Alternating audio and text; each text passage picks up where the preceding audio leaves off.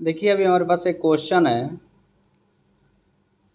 संवेदी और निवेश के न्यूरो मनोवैज्ञानिक मूल्यांकन के लिए विभिन्न प्रविधियों का वर्णन करें। और ये जो प्रविधियां हैं ये मुख्यतः दो प्रविधि है, एक है संवेदी प्रत्यक्ष ज्ञानात्मक परीक्षा और दूसरा है उंगली स्थानीयकरण परीक्षा। तो फिर आइए परीक्षण और इसको हम फट देख लेते हैं ताकि हमारा समय बच जाए।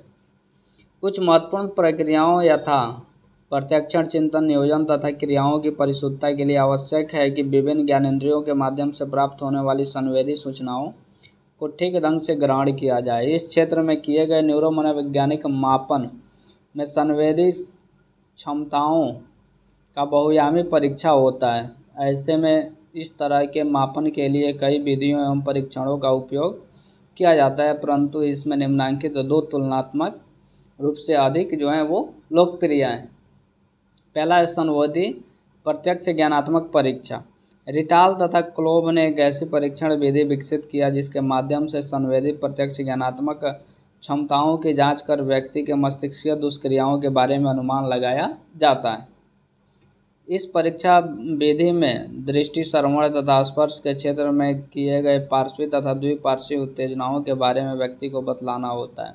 इसमें दिया गया कार्य उत्तेजन इतना सरल होता है कि एक व्यक्ति शायद ही कभी त्रुटि करता है। जैसे व्यक्ति की आंखों में पट्टी बांधकर या उस पर पट्टी बांधकर उससे पूछा जाता है कि उसके किस हाथ को स्पर्श किया जा रहा है, या किस कान द्वारा चुटकी बजाने की आवाज़ सुना गया है, या फिर उसके हथेलियों की किस संख्या का अनुरेखण किया गया हथेलियों पर। अगर व्यक्ति लगातार शरीर के किसी भाग के उत्तेजन की पहचान करने में दूसरे भाग के उत्तेजन की पहचान की अपेक्षा अधिक त्रुटि करता है तो इससे मस्तिष्कीय दुष्क्रिया की स्थिति का पता चलता है। जैसे जो व्यक्ति दाहिने हाथ से किए गए उत्तेजन की पहचान करने में त्रुटि करता है तो इसे सामान्यतः बाएं पाली वित्तीय पाली, जिसको हम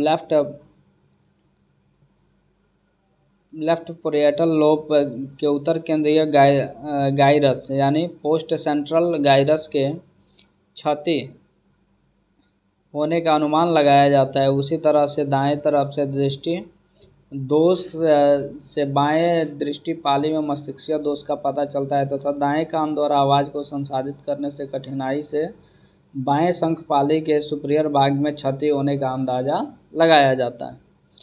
दूसरा है उंगली स्थानीयकरण परीक्षण। इस परीक्षण द्वारा मस्तिष्क से क्षति, ह्रास, उत्पन्न संभावित संवेदी नुकसान के माध्यम से पता लगाया जाता है, या यूं कहा जाए कि संवेदी नुकसान या क्षति के आधार पर मस्तिष्कीय दुष्क्रिया के बारे में अंदाज लगाया जाता है। अधिकतर उंगली स्थानीयकरण परीक्षण में व्यक्ति को बिना देखे यह बतलाना होता है कि कौन उंगली को स्पर्श किया गया है। वेस्टन ने एक ऐसा ही मशहूर उंगली स्थानीयकरण परीक्षण विकसित किया है जिसमें 60 एकांश होते हैं। उसके 3 भाग होते हैं। पहला भाग में कुल मिलाकर 20 प्रयास किए जाते हैं, जिससे प्रत्येक हाथ के लिए 10-10 प्रयास होते हैं। व्यक्ति के हाथ में किसी उंगली को एक पेंसिल के माध्यम से स्पर्श किया जाता है जिससे वह देखता रहता है। व्यक्ति को स्पर्श किए गए उंगली के बारे में उसका नाम बतलाकर तथा स्पर्श करके बतलाना होता है। दूसरे भाग में भी कुल 20 प्रयास किए जाते हैं, जिनमें 10 प्रयास दोनों हाथ की उंगलियों के साथ स्पर्श किए जाते हैं।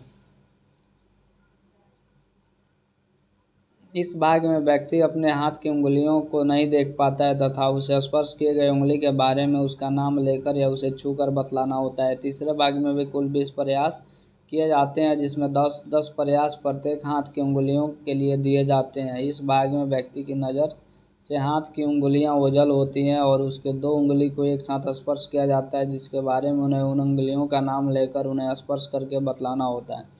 इस परीक्षण में कुल 60 प्रयास दिए जाते हैं और प्रत्येक प्रयास में दिए गए उत्तर को सही या गलत के रूप में प्राप्तांक लेखन किया जाता है। एक सामान्य व्यक्ति इन अनुक्रियाओं को करने में नाम मात्र की त्रुटि करता है। लगभग उनके सही उत्तरों का माध्य 56 से 60 के बीच होता है, परंतु यदि किसी व्यक्ति में मस्तिष्कीय दुष्क्रिया होती है तो इस तरह का उंगली स्थानीयकरण विशेष रूप से दूसरे और तीसरे भाग में किए जाने वाले उंगली स्थानीयकरण का कार्य ठीक से नहीं हो पाता है और बहुत सारी त्रुटियां जो है होते पाई जाती हैं। तो ये था हमारा संवेदी निवेश का न्यूरो मनोवैज्ञानिक मापन।